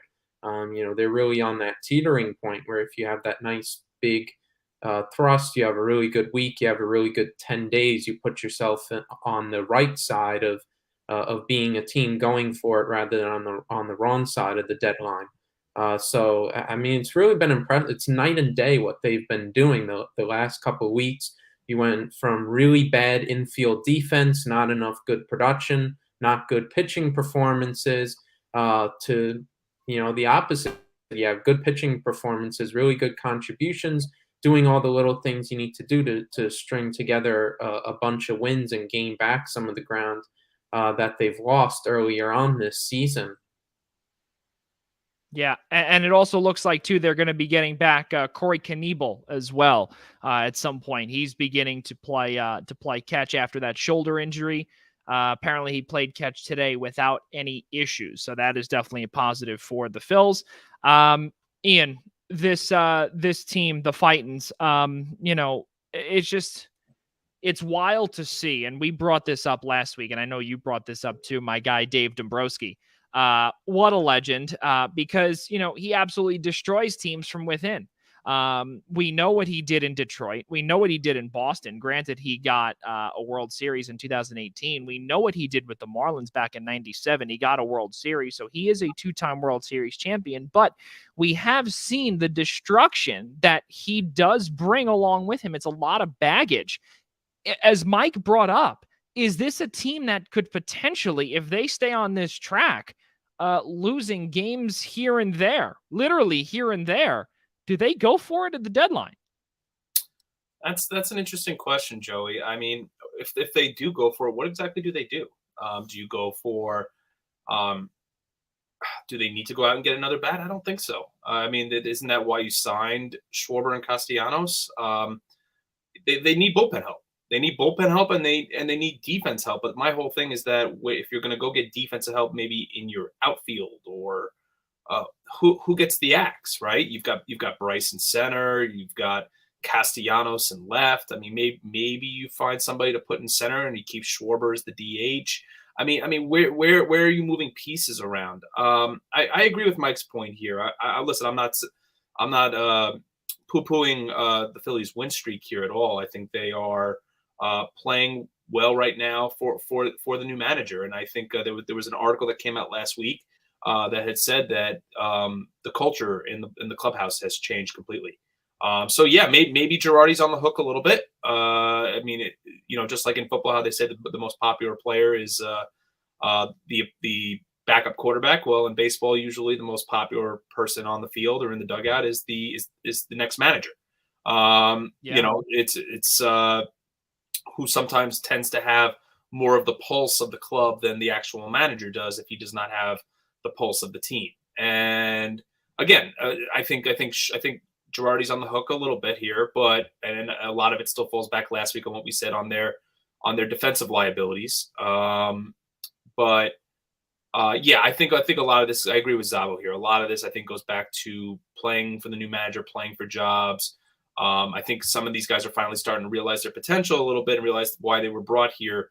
But they are still 9.5 back. I believe they're up 1-0 in the fourth on the Marlins right now at Citizens Bank. But I don't know if this is necessarily sustainable for the Phillies as we get deep into the summer.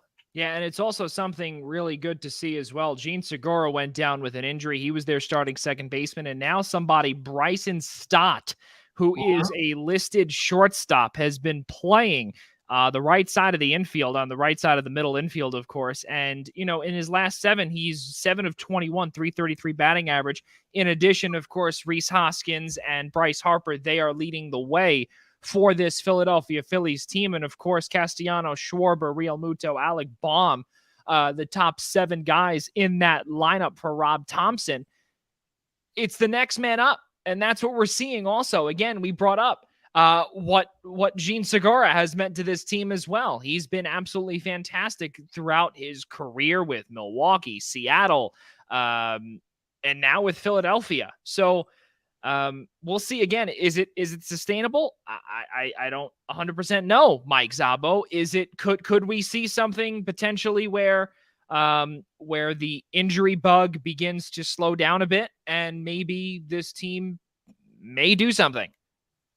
I mean, you really expected them at the beginning of the year with their lineup to really outslug some teams and to power past their pitching, and we really haven't seen that as much yet. So going back to what we said before, maybe they'll start living up to their potential collectively as a team. Yeah, I think for a long-term situation, they definitely would need a lot more pitching help, whether it be in the bullpen. They certainly could use adding another starter as well. So long-term, I think right now they really have to put themselves in a real good position in a month from now to add or to make it worthwhile to add at the deadline and give this team a lot of pitching help if they're going to have even a chance to make up some ground in the division and make some noise later on into the summer. So I don't think that's going to happen. I don't think it's sustainable, but we'll see what happens. Guys, let's keep on moving forward here. And we spoke about team efforts with the New York Mets. I want to go all the way across to the Chavez Ravine. And we speak about the Los Angeles Dodgers because something that was said a couple of days ago, or rather yesterday, it seems like a couple of days ago anyway. Dave Roberts, prior to yesterday's contest against the San Francisco Giants, where, mind you, the Dodgers got swept, by the way, up in the Bay. He called out the offense, and it's pretty much been a problem since the end of May. And he says, quote, he believes the team is taking an individual approach, end quote. The team is lacking doing what it takes to win. The team is lacking a doing what it all takes to win mentality, end quote. Ian Schraier, I want to start with you here. We spoke about that winning mentality that this New York Mets team brings. And I said to the folks, also to everyone watching, keep that word team in your brains when we talk about the LA Dodgers, because now we're seeing it a complete opposite approach all the way across on the West Coast. What's going on in La La Land? Aside from, I'm sure we'll touch on Walker Buehler. That's a good question, Joey. I don't think I've seen, and maybe it's just a Los Angeles thing, where you've become so entitled and so used to winning ball games that when the top three ball players in your lineup are the top three in your lineup consists of 2 MVPs and a National League Rookie of the Year, why you're having such not a hard time, but you're still leading your division. When you look at Mookie Betts at the top, followed by Freddie Freeman, Trey Turner, they just got Max Muncy back, which is huge for them. They've had to plug and play some young stars while guys have been hurt. I mean, Justin Turner was out for a little bit. Obviously, I mentioned Max Muncy was out for a little bit. They've sustained some injuries here and there.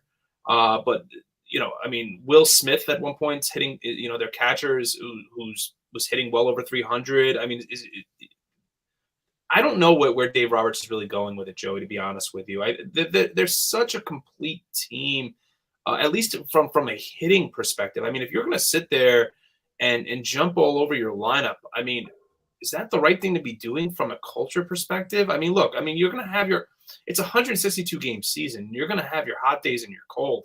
But I mean, to go out there and to say, oh, these guys are up there just swinging for their contracts and not. I mean, that's the type of lineup you have there. Let's put things into perspective here a little bit. I mean, how much money is invested into that Dodger lineup? I mean, I'm not going to sit here and make like a LeBron comparison, but like, look, you're not. I don't want to sit here and say you're not building a culture with the Dodgers, but you're building a champ. You're trying to buy championships. You're trying to essentially do what the Yankees did in the 90s. I mean, is what you're doing. Every time there's a big piece out there, the Dodgers are involved, whether it was Mookie Betts, Freddie Freeman, Trevor Bauer, you go back years ago and you think of names like Carl Crawford and Adrian Gonzalez. Yeah. And, Mike, do you know who those guys are by any chance? Of course. Carl Crawford. Carl Crawford was healthy maybe for the first 10 seconds of Mike's life, but go ahead. Yeah, but I mean, when you look at the history of the Dodgers, that's that's or at least the recent history of the LA Dodgers. That's how they've operated. And look, Dave Roberts is a competitor. He always was as a player. I mean, you look back on in terms of it being a trendsetter at the top, a table setter, at the top of the lineup that can also steal bases. Dave Roberts is a competitor, and the guy just wants to win. He brings that kind of attitude to LA, and yeah, he doesn't like what he's seeing, but also you got to remember who's stashed in that lineup for you and where the expectations lie. The expectations lie in the manager at this point to produce, to bring them wins, or is it also just on the players to go out there and just outscore teams every night because that's the way they're. Well, something else too, Mike Szabo. The Dodgers have scored less than or exactly 2 runs or less in 4 out of their last 6 contests, which has included 2 shutouts. Ian speaks about the culture. What have you seen in terms of that hitting? Where, keep in mind also, they've had so much hitting. Going back to Ian's point, they've had so much hitting. Remember they made that trade for Craig Kimbrell because they lost Kenley Jansen to the Braves. They traded AJ Pollock, who they brought over in free agency from the Diamondbacks. They traded him 1-for-1 for Craig Kimbrell to the Chicago White Sox. This is a culture of just straight winning, or is it, Mike? I would say it's a culture where they expect to win. They've produced incredible seasons and have just dominated the National League West for so many years. It hasn't produced an exorbitant amount of championships. They just won championship since 1988, and that was in the 60-game season that they eventually went on to win. Yeah. So it hasn't led to championships, but it's led to fantastic regular seasons for them. So they expect a lot. In terms of the culture, the end product is still there to be made. Certainly, obviously, the expectation with that high payroll, the guys that are on that team is to go all the way back and win another championship. But I just feel the comments by Roberts are so weird given, look at the team's record. I mean, yeah, they've lost 6 out of their last 10. They're in a little bit of a funk offensively. You get into those periods. There are ups and downs. They're still leading their division. They're still able to plug and play and get the results despite some injuries on both sides of the ball. So I think it's a little bit harsh. It's the kind of comments you see from a team that's on a huge slide, or where the Phillies are right at 500 when we were talking about them before, or an even worse spot. But yet you're 37-23. And you're leading your division. So I think there is some cause for concern for the Dodger offense. If it continues to keep on going, let's say the next couple of games, the next week. But, like Ian said, you have your hot and your cold days. You have the dog days of summer every now and then.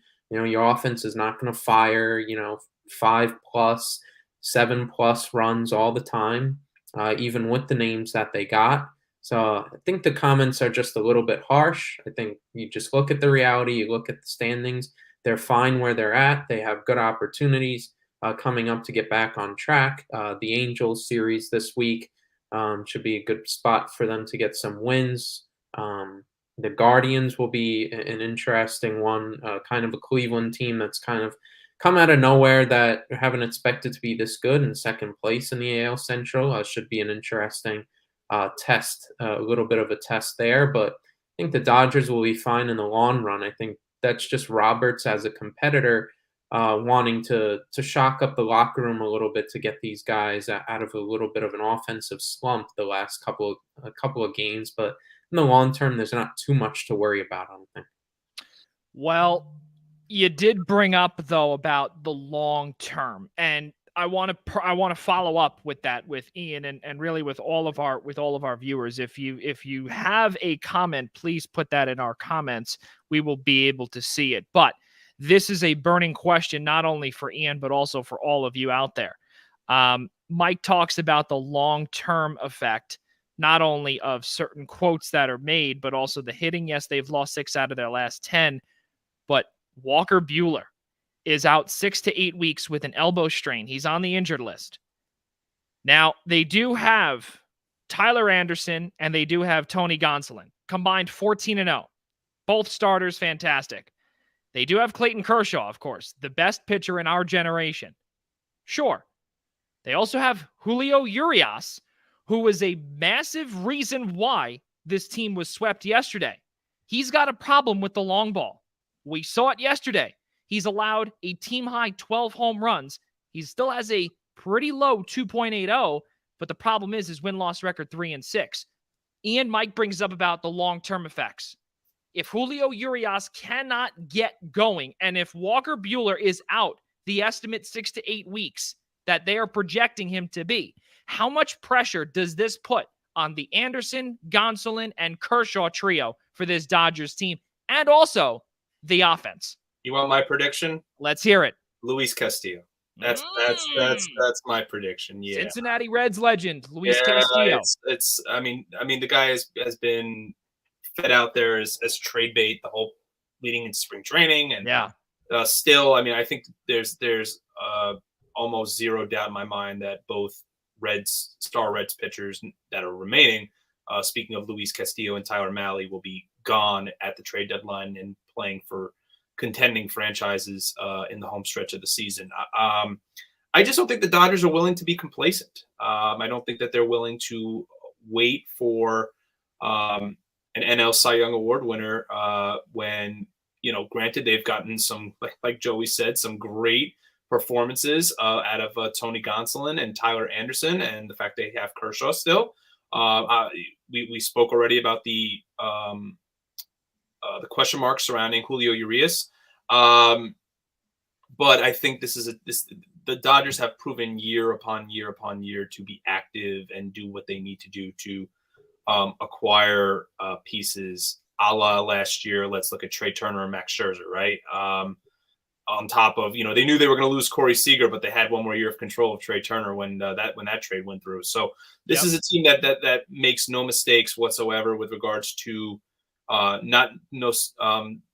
what's the saying that it goes? We don't rebuild, we reload. And, yes.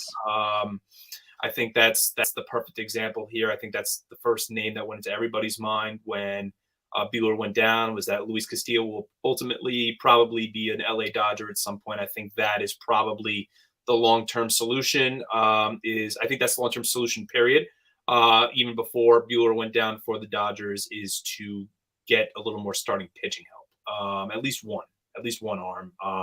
When you're maybe you put Urias back on the bullpen and make him maybe your long reliever come playoff time. But yeah, that's where I think the Dodgers right now, because again, they're still, like it or not, they're still kind of bleeding a little bit over the loss of Trevor Bauer. I mean, they still have not technically replaced his arm.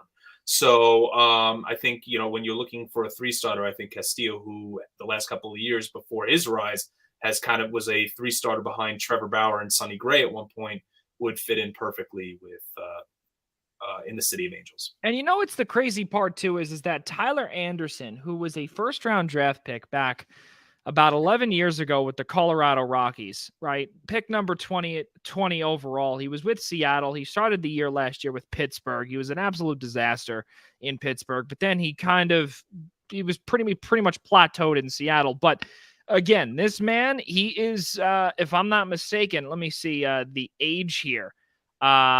1989. He's 32 years old. He's about 32 years old, or he will be 32 years old. So he's 31. He'll be 33. He would be 33. Or 33. See, that's why we stick to this business. Okay. So he'll be 33 years old. But again, does the lefty have what it takes to go the distance this season, or is this a fluke, Mike? I don't think it's a terrible fluke. I think he's got what it takes to go forward. I think they're able to plug and play, get the contributions necessary going forward. I think they just have a knack to be able to put together the wins that they need, and then they'll put themselves in position in mid-July to make the acquisition that they need if they get into a slump or just go for it from there. Tyler Anderson, a lefty, 7-0, 3.07 ERA. He leads the. He's just the guy. I mean, you look at Anderson, and we're talking about for him to as far as he needs to go. Just got to get to July 15th, around that range, and you start talking about deadlines, and you acquire younger Castillo. For Anderson, you just get to that point, and then you just piece it together until you're able to get Buehler back. So once Castillo comes in, you don't have to rely so much on an older Anderson, and it'll take a little bit more of the pressure off. But also think about Tyler Anderson for a second. Think about where he was pitching and where he's pitching now. Think about the road. Think about when he's taking the hill. Look at a pitcher right now, like for the Mets, like Trevor Williams, right? He doesn't have to go out there and use, obviously in this case, the example is Tyler Anderson, right? He's not going out there and has to be a 1 or a 2 starter for the Mariners or a top line starter for the Pirates. He's a 5 starter for the Dodgers. He just needs to go out there and be somewhat effective. And he's going out there and he's 7-0. So I think just going to LA, and we've seen this with past acquisitions, just drive the confidence in players because they know they're going there to compete for a championship every year they're there. That's again goes back to the term I was bringing before. That's what culture breeds. And he's bleeding, and he's also leading the team with 55 strikeouts too. That's a big deal. That is a massive deal. Tony Gonsolin, he's going to be 28 years old. He's 27. Righty, 7-0, 1.58 ERA, 54 strikeouts, and 57 innings of work as well. But as we did say earlier, and this will be my final point on the Dodgers, Julio Urias, there was so much hope for this man way back when, and he has really not panned out. And this season, most of all, they're going to put their cards into him for right now. They have no choice but to.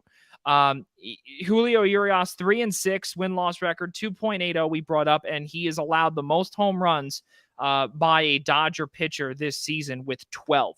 Really, really not good, especially when, as Ian brought up, Luis Castillo, the pitching is what will be at the forefront of what the Dodgers need to improve on heading into the trade deadline and after the All-Star break.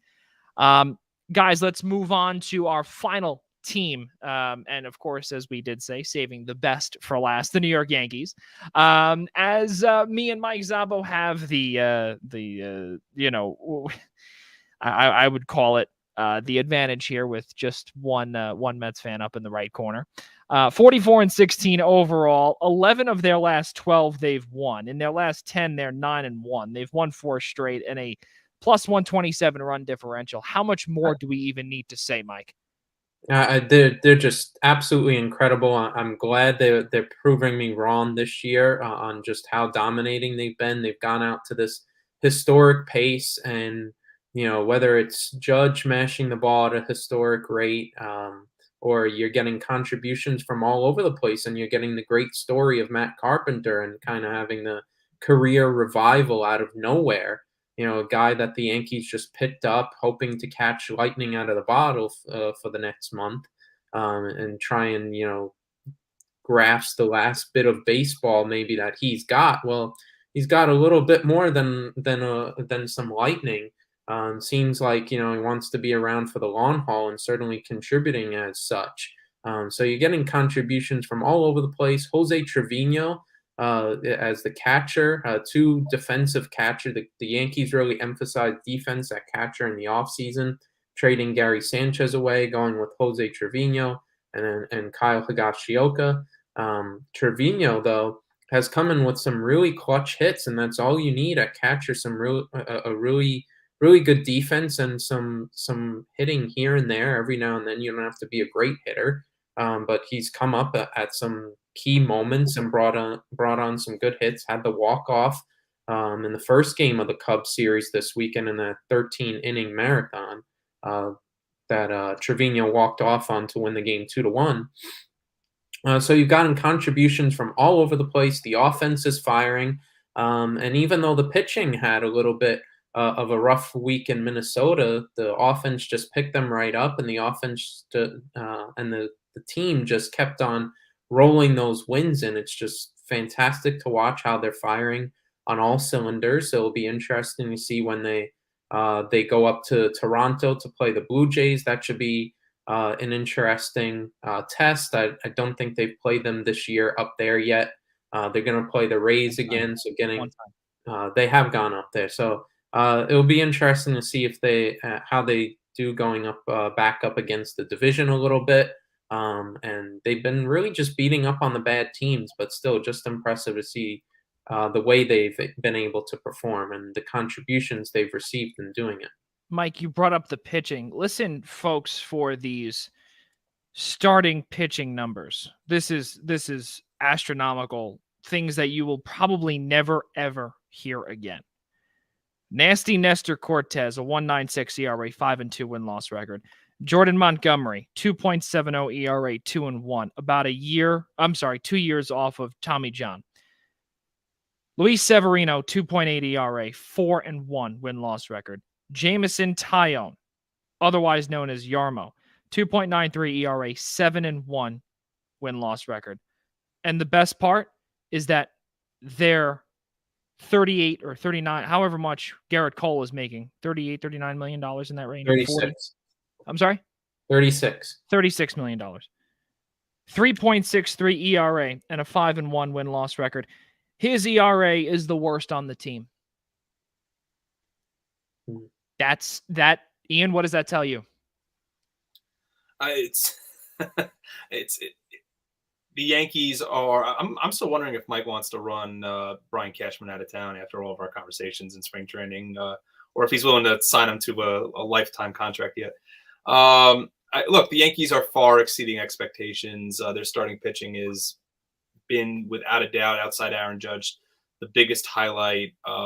When coming into this season, all we kept saying was, is Garrett, was Garrett Cole going to be the same pitcher ever again? Was he akin to using the sticky stuff? What were you going to get out of a Luis Severino that hasn't been healthy in half a decade? What were you going to get? Nasty Nestor was the one pitcher who when you came into this year, you were like, he probably has the most promise, right? So this is just great stuff coming out of the Bronx for the Pinstripes, and again, they you could argue that a lot of these they've actually have one of the, I believe to this point, and again, I'm not trying to make a miss of what the Yankees are doing, because I mean, you still have to beat up on the bad teams. I believe they have the 7th easiest strength of schedule to this point in Major League Baseball. I could be wrong there if Joey wants to fact check me. However, I mean, the fact that they are as many games over 500, the fact that right now they are dominating the majors, dominating the American League East, there's still something to be said for that. I'm real curious to see what this next stretch of games is going to look like for the Yankees. I believe they've got 7 coming up with the Rays. They've got another series coming up with the Blue Jays. They've got a couple of series before the break with the Red Sox, but they also have games with like the Reds and the Pirates looming. So this is going to be, I think the Yankees have a real clear-cut shot to run away with this division early, which I'm sure would be, I'm sure Yankee fans would feel real grateful about, if the chance being that they can have this division locked up by July and still add potentially more if they want to in their outfield to try to make themselves even more of a World Series contender than they already are. So yeah, all things going good in the Bronx right now. I mean, we really touched on it a lot last week in regards to all the things that are turning the right way for the Yankees. It just keeps adding. You could just keep adding on to it, because it's the Yankees are on a roll. Do you consider this New York Yankees team overachieving? No.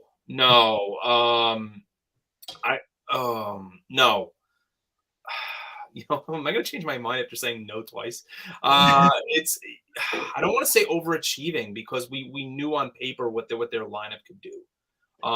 We knew that Judge coming into a contract year, if he could stay healthy, we knew what he could produce.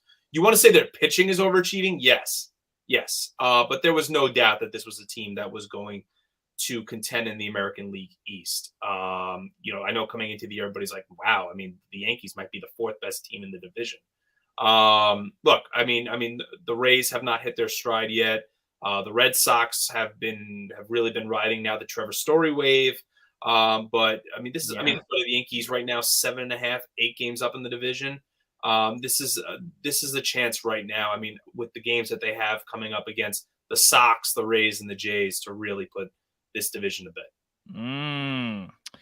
Well, aside from, of course, some of the names that Ian brought up, of course, Trevor Story, you look at the entire AL East, and you say to yourself, you know, with this Yankees lineup, Aaron Judge bets on himself, says no to the massive over $200 million contract, and he'll probably be getting more than that, close to maybe the 275, 300 range if he continues on this historic path. You look at what the Blue Jays have done. They tried to beef up their lineup. They traded away Grichuk in the beginning of the year. They got Matt Chapman. They continue to do and to just continue to make these deals, and that's why this American League East right now is where they are. And if you look at what, you know, just by looking at some of the standings of this division, it's truly remarkable to see how the Red Sox started off sluggish. Keep that in mind too. They started off sluggish. They had just gotten back to 500 not too long ago. They are 3 games over 500. Yes, they have won 8 of their last 10, which is, you know, good for them. But in the beginning of the season, though, they had a little bit of trouble. And with them being 3 games over 500, they're 4th. They are 4th in the AL East. That just shows how potent that offense is, and really how this division is, how powerful this division is. Truly remarkable stuff. 12.5 games up, the Yankees are against the Red Sox.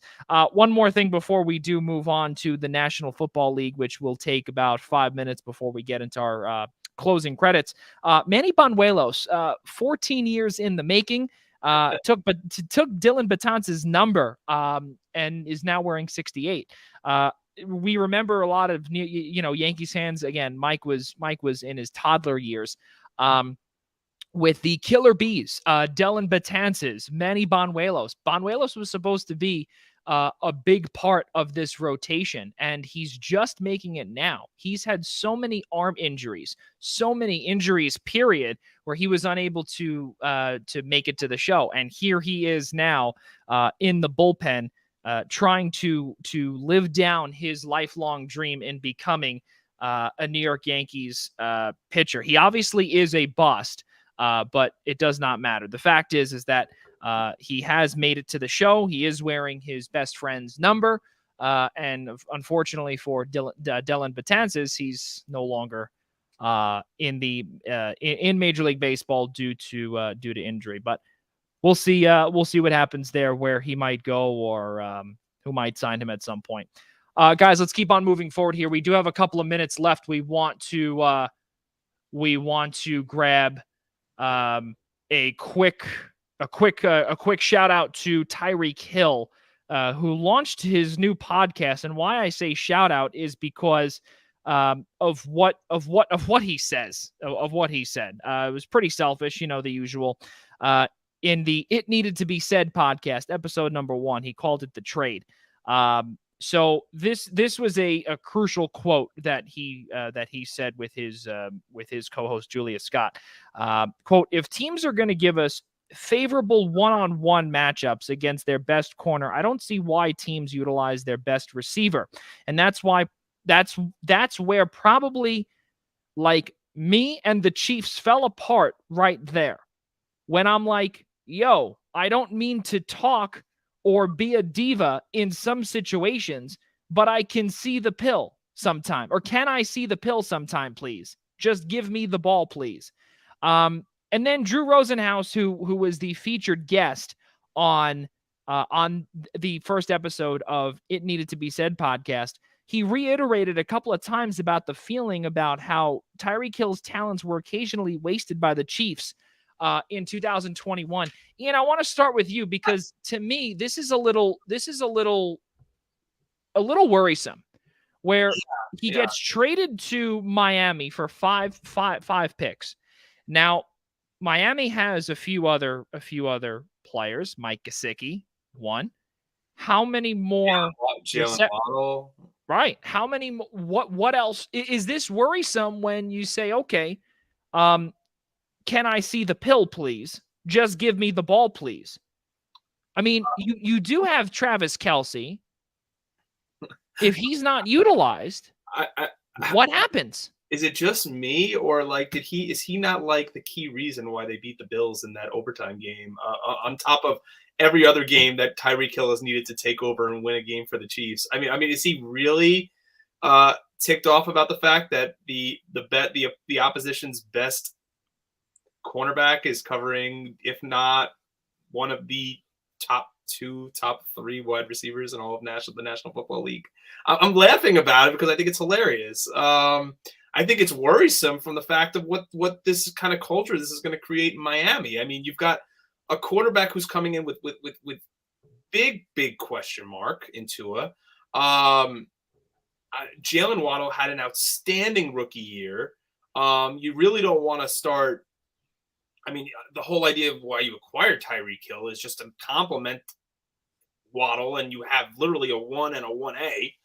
That you could, because you would think the same way that the Chiefs use Kelce and Hill to spread the ball out and get your ball to your 2 best receivers is the same reason that Miami's going to do it with Hill and Waddle. It's worrisome from the fact that they have a brand new head coach.